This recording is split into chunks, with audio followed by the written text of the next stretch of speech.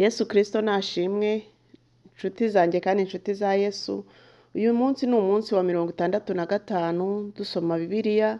Tugeze rero muri Samweli wa mbere. Uyu munsi turatangira n'ibice 24. Dukomeze.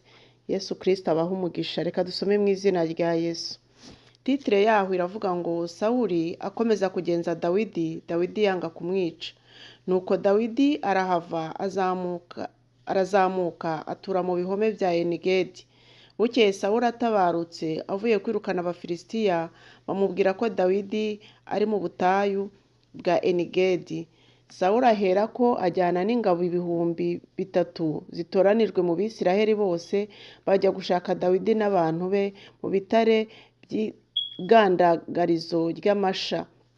Aza atyo agera ku biraro by'intama biri iruhande rw'inzira, kandi hari ubuvumo. Maze Sawuli yinjiramo gutwikira ibirenge, kandi Dawidi n'abantu be bari mu mwinjiro w'ubwo buvumo. Maze abantu ba Dawidi baramubwira bati, uyu ni wo munsi Uwiteka yakubwiraga ati, nzakugabiza umwami wawe uzamugenza uko ushaka. Dawidi arahaguruka ageza ku kinyita cy'umwambaro wa Sawuli bucece.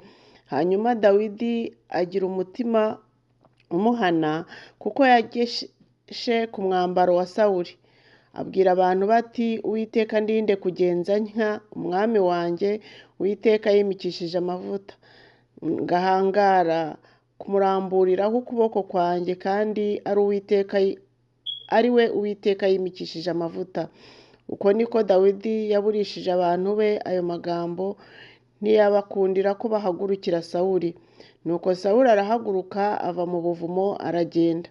Hanyuma Dawidi nawe arahaguruka ava mu buvumo, ahamagara Sawuli ati, Nyagasani mwami Sawuli, Nyagasani mwami. Sawuli akebutse Dawidi arunama, yubika amaso aramuramya. Dawidi aramubaza ati, ni iki gituma wumvira abantu bakubwira ngo Dawidi arashaka kukugirira nabi? Aho ntiwirebeye ko Uwiteka yaragutanze mu maboko yanjye uyu munsi ubwo wari uri mu buvumo? Ndetse hariho abambwiye kukwica, ariko ndakubabarira. Ndavuga nti sindi burambure ukuboko kwanjye kuri databuja, kuko ari we Uwiteka yimikishije amavuta. Kandi data, dore n'ikinyita cy'umwambaro wawe ndagifite mu ntoki. Ubwo nageshe ikinyita cy'umwambaro wawe sinkwice. Nuko umenye kandi urebe ko nta kibi cyangwa ubugome bindiho, kandi sinagucumuyeho nubwo uhigira ubugingo bwanjye kubukuraho. Uwiteka aba ari we uducira urubanza twembi, kandi aba ari we wakumpora, ariko ukuboko kwanjye ntikuzagukoraho. Nk'uko umugani w'abakera uvuga ngo, ibibi biva mu babi, ariko rero ukuboko kwanjye ntikuzagukoraho. Mbese umwami wa Isiraheli ateye nde? Uwo ahiga ni nde? Ni intumbi y'imbwa n'imbaragasa. Nuko Uwiteka abe umucamanza wacu, aducire urubanza, yitegereze amburanire, ankize amaboko yawe. Nuko Dawidi amaze kubwira Sawuli ayo magambo, Sawuli aravuga ati, yewe mwana wanjye Dawidi, iryo jwi ni iryawe? Maze Sawuli acura umuborogo ararira. Ahera ko abwira Dawidi ati, undushije gukiranuka, kuko unyituye ineza, ariko njye nkakwitura inabi. Kandi uyu munsi weruye ineza ungirira, kuko utanyishe, naho Uwiteka yantanze mu maboko yawe. Mbese umuntu yabona umwanzi we yapfa yamureka agacika gusa? Mbese umuntu yabona umwanzi we yapfa kumureka agacika gusa? Nuko Uwiteka akugororera ibyiza ku byo unkoreye uyu munsi. Kandi rero nzi yuko utazabura kuba umwami, kandi ko ubwami bwa Isiraheli buzakomezwa mu kuboko kwawe. Nuko rero ndahira Uwiteka kutazarimbura urubyaro rwanjye, kandi ko utazasibanganya izina ryanjye mu nzu ya data. Dawidi aramurahira. Nuko Sawuli asubira iwe, Dawidi n'abantu be bazamuka bajya mu gihome. Igice cya 25. Bukeye Sawuli arapfa, Abisiraheli bose baraterana baramuririra, bamuhamba mu nzu ye i Rama ibya Nabali. Hanyuma Dawidi arahaguruka aramanuka ajya mu butayu bw'Iparani. Hariho umugabo w'Imawoni, kandi ibintu bye byabaga i Karumeli. yari umutunzi cyane, yari afite intama 3,000 n'ihene 1,000. Icyo gihe yakemurizaga ubwoya bw'intama ze i Karumeli. Umugabo yitwaga Nabali n'umugore we yitwaga Abigayili. Uwo mugore yari umunyabwenge kandi w'uburanga, ariko umugabo we yari umunyamwaga w'inkozi y'ibibi, yari uwo mu muryango wa Kalebu. Dawidi akiri mu ishyamba yumva ko Nabali akemuza ubwoya bw'intama ze. Bukeye Dawidi atuma abagaragu be b'abasore 10, arababwira ati nimuzamuke mujye i Karumeli musange Nabali mumundamukirize. Mubwire uwo mukire muti amahoro aba kuri wowe no ku nzu yawe no ku byo utunze byose. Ubu numvise ko ufite abantu bakemura, kandi abashumba bawe babanaga natwe nta nabi twabagiriye, ntacyo bajimije igihe cyose babereye i Karumeli. Baza abahungu b'iwawe barabikubwira. Abahungu bakugirireho umugisha kuko tuje ku munsi mwiza. Nuko ndakwinginze ikiva mu maboko yawe cyose abe ari cyo uha abagaragu bawe n'umwana wawe Dawidi.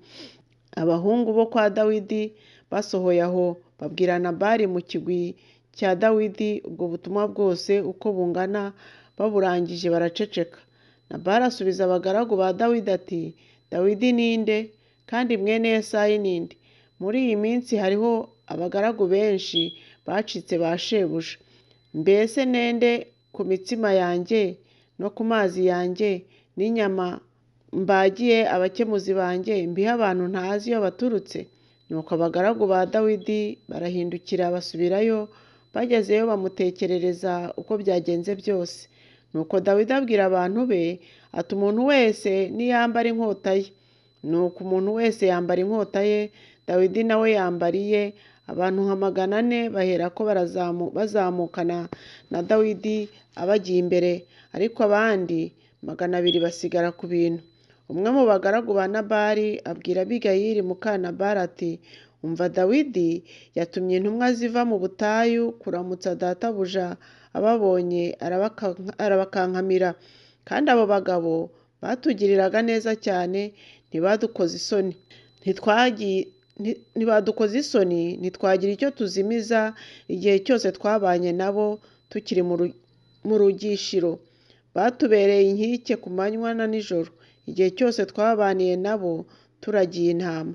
Nuko none ubimenye, utekereze icyo uri bukore, kuko bamaramaje kugirira nabi databuja n'urugo rwe rwose. Erega umuntu w'ikigoryi nk'uwo ntabwo wagira icyo avugana nawe. Nuko Abigayili agira vuba agenda amarobe y'imitsima 200 n'imvumba 2 za vino n'inyama z'intama 5 zihiye n'ingero 5 z'ingano zikaranze n'amaseri 100 y'inzabibu zumye n'imibumbe 200 y'imbuto z'umutini. Abihekesha indogobe. Abwira abagaragu bati, nimunjye imbere mugende, ndaza mbakurikiye. Ariko ntiyabibwira umugabo we Nabali. Nuko akiri ku ndogobe amanuka mu muhora w'umusozi. Dawidi n'abantu be bamanuka bateganye, ahura nabo. Kandi Dawidi yari yavuze ati, ni ukuri narindiye ubusa iby'icyo kigabo byose cyari gifite mu butayu, ntagira ikintu cyose cyo mu bintu bye kizimira. Namugiriye ibyiza anyitura ibibi. Niburinda bucya hari umuhungu n'umwe musigiye mu bantu be, Imana izabimpore njyewe Dawidi ndetse bikabije. Nuko Abigayili abonye Dawidi ahuta ava ku ndogobe, yikubita hasi imbere ye yubamye, amugwa ku birenge aravuga ati, Nyagasani, icyo cyaha aba ari jye gihereraho. Ndakwinginze ukundire umuja wawe, gira icyo nkubwira, wumva amagambo y'umuja wawe. Ndakwinginze Nyagasani, we kwita kuri icyo kigoryi Nabali. Uko yitwa niko ari, izina ni ryo muntu. Nabali ni ryo zina rye, kandi ubupfu ni bwo kamere ye. Ariko njyeweho umuja wawe sindakabona abagaragu bawe watumye Nyagasani. Nuko none Nyagasani, nk'uko Uwiteka ahoraho, nawe ukabaho, Uwiteka niwe wakubujije kugibwaho n'urubanza rw'amaraso no kwihorera n'ukwawe kuboko. Icyampa abanzi bawe n'abakwifuriza nabi Nyagasani bakaba nka Nabali. none ngiri ituro ry'umuja wawe ngutuye nyagasani, rihabwe abagaragu bawe bagukurikira. Ndakwinginze babarira umuja wawe icyo cyaha, Uwiteka ntazabura kukubakira inzu idakuka, kuko nyagasani urwana intambara z'Uwiteka, kandi nta kibi kizaboneka kuri wowe iminsi yawe yose.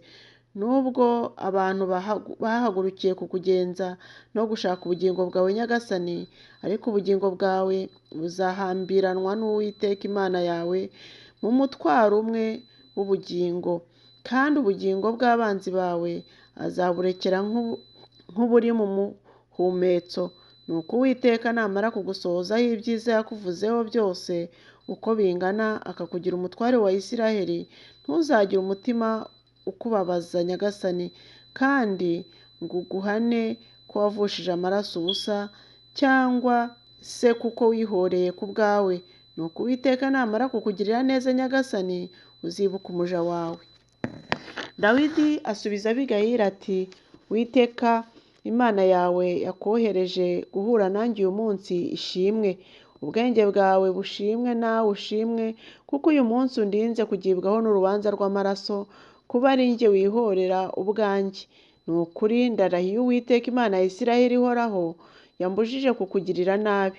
Iyaba utatebutse kunsanganira, bwajyaga gucya hadasigaye n'umwe w'umuhungu mu bantu ba Nabali. Nuko Dawidi yakira ibyo yamutuye, aramubwira ati, izamukire usubire iwawe amahoro. Ngaho ibyo uvuze ndabyumvise, ndakwemereye. Nuko Abigayili asubira kwa Nabali, asanga yatekesheje iby'ibirori mu nzu ye nk'ibirori by'umwami byose, kandi anejejwe umutima we nuko yasinze cyane. Nicyo cyatumye atagira icyo amubwira, ari icyoroheje ari n'igikomeye, burinda bucya. Bukeye mu gitondo Nabali asindutse, umugore we amutekerereza ibyo, umutima urababara, aba igiti. Hahise iminsi 10, Uwiteka akubita Nabali arapfa. Bukeye Dawidi yumvise ko Nabali yapfuye, aravuga ati, Uwiteka ashimwe, wamburaniye ibitutsi Nabali yantukaga, akabuza umugaragu we gukora ikibi, kandi nabi ya Nabali Uwiteka arayimwituye. Hanyuma Dawidi atuma kuri Abigayili kumureshya ngo amucyure abe umugore we. Abagaragu ba Dawidi bageze i Karumeli, basanga Abigayili, baramubwira bati, Dawidi akudutumyeho ngo agucyure ube umugore we. Nuko arabaduka, arunama yikubita imbere yabo, aravuga ati, dore umuja we ndi uwo koza ibirenge by'abagaragu ba databuja. Nuko Abigayili agira n'ingoga, arahaguruka, yinagurira ku ndogobe ari kumwe n'abaja 5 bamukurikiye, akurikira intumwa za Dawidi, nuko aba muka Dawidi. Bukeye Dawidi arongora Ahinowamu w'umunyayezeri, bombi baba abagore be, kandi Sawuli yari yarashyingiye Paliti mwene Layishi w'i Galimu Mikali wa mukobwa we wari muka Dawidi. Igice cya 26. Titire yaho iravuga ngo Sawuli yongera kugenza Dawidi. Bukeye ab'Izifu bajya i Gibeya kwa Sawuli, baravuga bati, uzi ko Dawidi yihishe ku musozi w'i Hakila uteganye n'ubutayu? Nuko Sawuli arahaguruka, aramanuka, ajya mu butayu bw'Isifu ari kumwe n'ingabo 3,000 z'Abisirayeli zatowe, bajya gushakira Dawidi muri ubwo butayu. Bukeye Sawuli agerereza ku musozi w'i Hakila uteganye n'ubutayu hafi y'inzira, ariko Dawidi yabaga mu butayu. Hanyuma abonye Sawuli aje kumushakira mu butayu, aherako atuma abatasi, amenya ko Sawuli aje koko. Dawidi aherako arahaguruka, agera aho Sawuli yagerereje, yitegereza aho yibikiriye ari kumwe na Abuneri mwene Neri umugabo w'ingabo ze, kandi Sawuli yibikiriye ahantu hakikije amagare, abantu nabo bagerera bamukikije. Maze Dawidi aterura amagambo, abaza Ahimeleki w'Umuheti na Abishayi mwene Seruya murumuna wa Yowabu ati, ninde turi bujyane aho Sawuli agerereje? Abishayi aravuga ati, ninjye turi bujyane. Uko Dawidi na Abishayi bagera muri izo ngabo nijoro, basanga Sawuli aho yibikiriye asinziriye, ahakikije amagare 10 ahakikije amagare, icumu rye rishinze ku musego, kandi Abuneri n'ingabo baryamye bamukikije. Abishayi abwira Dawidi ati, uyu munsi Imana yakugabije umwanzi wawe, nuko none ndakwinginze nyemerera mutikure icumu rimwe gusa, mpamanye n'ubutaka, sinongera ubwa kabiri. Ariko Dawidi abwira Abishayi ati, reka ntumwice, mbese ninde wabasha kubangura ukuboko kwe ku muntu w'Uwiteka yimikishije amavuta ntagibweho n'urubanza? Dawidi aravuga ati, nk'uko Uwiteka ahoraho, Uwiteka niwe uzamwiyicira, cyangwa igihe cye cyo gutanga kizasohora, cyangwa se azamanuka ajya mu ntambara ayigwemo. Uwiteka ndinde ko nabangura ukuboko kwanjye ku muntu w'Uwiteka yimikishije amavuta. Ahubwo ndakwinginze, enda icumu rye riri ku musego we n'urunywero rwe rw'amazi, tugende. Nuko Dawidi ajyana icumu rye n'urunywero rwe rw'amazi, abivana ku musego wa Sawuli, barigendera hatagize umuntu ubabonye cyangwa ubimenya. Haba no gukanguka, kuko Uwiteka yari yabasinzirije ubuticura. Maze Dawidi afata hakurya yaho, ahagarara mu mpinga y'umusozi uhanye nabo intera ndende. Nuko Dawidi akomera abantu hamwe na Abuneri mwene Neri ati, mbega Abuneri kudakoma? Abuneri aramusubiza ati, urinde yewe uhamagara umwami? Dawidi abwira Abuneri ati, mbese nturi intwari? Hari uhwanye nawe muri Isiraheli? Ariko none ni iki cyakubujije kurarira umwami shobuja? Muri mwe haje umuntu wo kwica umwami, kandi ari we shobuja. Reka reka, ibyo wakoze si byiza. Ndahiye Uwiteka uhoraho, mwari mukwiriye gupfa, kuko mutarinze shobuja Uwiteka yimikishije amavuta. Ngaho nimurebe icumu ry'umwami n'urunywero rw'amazi aho byari biri ku musego we. Sawuli amenya ijwi rya Dawidi, arabaza ati, mbese aho iryo jwi si iryawe, mwana wanjye Dawidi? Dawidi aramusubiza ati, ni iryanjye nyagasani mwami. Ati, mbese databuja agenzereza iki umugaragu we? Nakoze iki, cyangwa se n'icyaha ki kindiho? None ndakwinginze nyagasani mwami, umva amagaragu y'umugaragu wawe. Niba Uwiteka ari we wakunterereje, niyemere igitambo, kandi niba ari abantu, nibavumirwe imbere y'Uwiteka, kuko ubu banciye ngo ndafatana na gakondo y'Uwiteka, bakavuga ngo ningende nkorera izindi mana. Nuko none we kwemera ko amaraso yanjye agwa hasi aho Uwiteka ataba, kuko umwami wa Isiraheli yazanywe no gushaka imbaraga asa nk'uhiga inkware mu misozi. Sawuli aravuga ati, nakoze icyaha. Garuka mwana wanjye Dawidi, sinzongera kukugirira nabi, kuko ubugingo bwanjye bwagize agaciro imbere yawe uyu munsi. Yewe nabaye igicucu, nafuditse cyane. Dawidi aramusubiza ati, ngira icumu ryawe nyagasani, nihagire umugaragu wawe uza agende. Uwiteka azitura umuntu wese gukiranuka kwe n'umurava we, kuko uyu munsi Uwiteka yari yakunshyize mu maboko, nkanga kurambura ukuboko kwanjye ku muntu Uwiteka yari yimikishije amavuta. Kandi nk'uko ubugingo bwawe bwabaye ubw'icyubahiro cyinshi kuri njye uyu munsi, aba ari ku bwanjye bubu bw'icyubahiro cyinshi ku Uwiteka ankiza ibyago byose. Sawuli abwira Dawidi ati, uragahora uhirwa mwana wanjye Dawidi, uzakora ibikomeye, kandi gutsinda uzatsinda. Nuko Dawidi arigendera, Sawuli nawe asubira iwe. Igice cya 27. Titire yaho iravuga ngo, Dawidi ariheba ahungira mu Bafilisitiya. Hanyuma Dawidi yibwira mu mutima we ati, nta kibuza, hariho umunsi Sawuli azanyica. Nta nama iruta ko nshikira mu gihugu cy'Abafilisitiya. Byatuma Sawuli arambirwa kongera kunshakira mu nkiko za Isiraheli zose. Uko niko nzamucika nkamukira. Dawidi aherako ahagurukana n'abantu be 600 bari kumwe, barambuka bajya kwa Akishi mwene Mawoki umwami w'i Gati. Dawidi n'abantu be baturana na Akishi i Gati, umuntu wese n'abo mu rugo rwe. Dawidi nawe n'abagore be bombi, Ahinowamu n'umunyayezeri na Abigayili w'i Karumeli wari muka Nabali. Bukeye babwira Sawuli ko Dawidi yahungiye i Gati, ntiyongera kumushaka ukundi. Akishi aha Dawidi i Sikulagi kuhatura. Dawidi abwira Akishi ati, niba nkugizeho ubuhake ntibampa igikingi mu mudugudu umwe wo mu misozi aba ariho ntura. Ni iki cyatuma umugaragu wawe nturana nawe ku rurembo? Nuko uwo munsi Akishi amugerera i Sikulagi. Nicyo cyatumye i Sikulagi habaho abami b'Abayuda bwite na bugingo n'ubu. Kandi iminsi Dawidi yamaze mu gihugu cy'Abafilisitiya ni umwaka n'amezi 4. Bukeye Dawidi n'ingabo ze barazamuka batera Abigeshuri n'Abagiruzi n'Abamaleki, kandi abo nibo bari abaturage ba kera bo muri icyo gihugu giteganye n'Ishura n'igihugu cya Egiputa.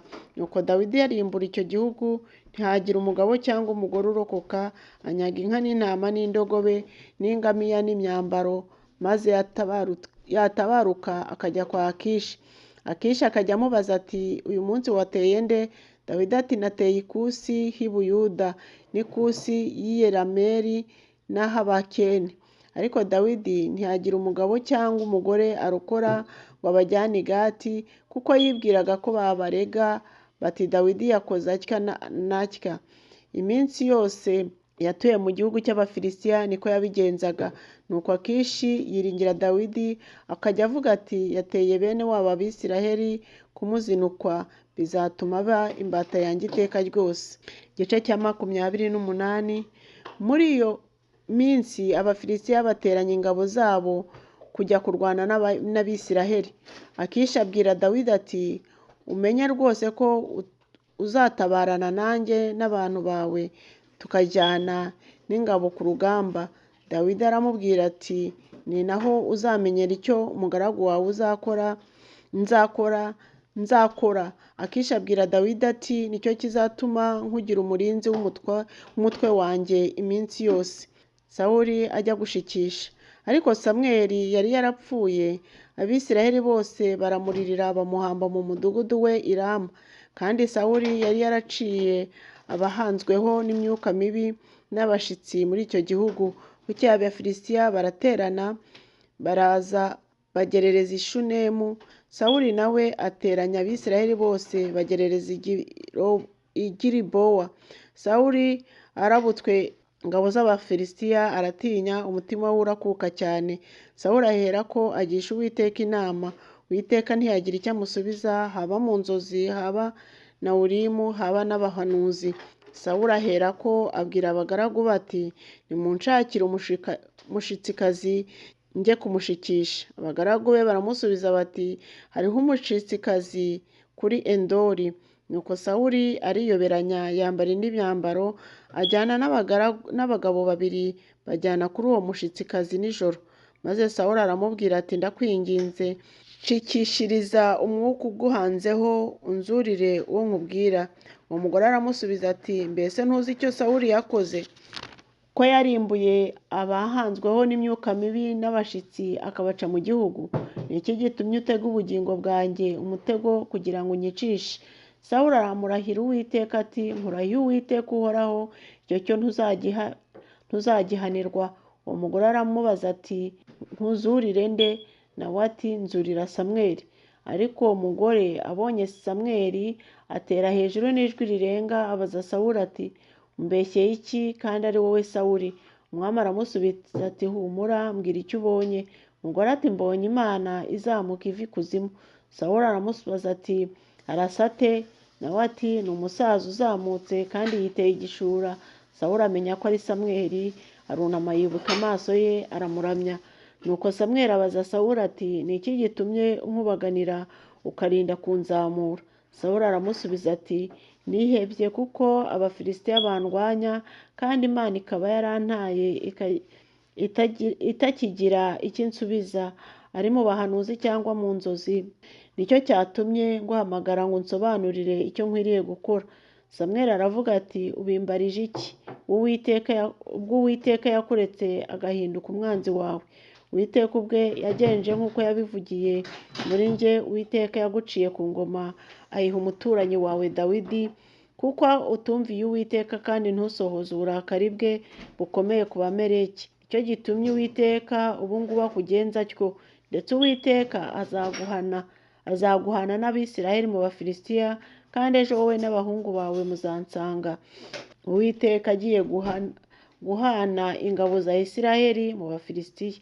Umwanya Sawuli aherako yikubita hasi indambya yubamye, kuko akuwe umutima cyane n'ibyo Samweli amubwiye, acika intege kuko yari yiriwe ubusa kandi akaburara.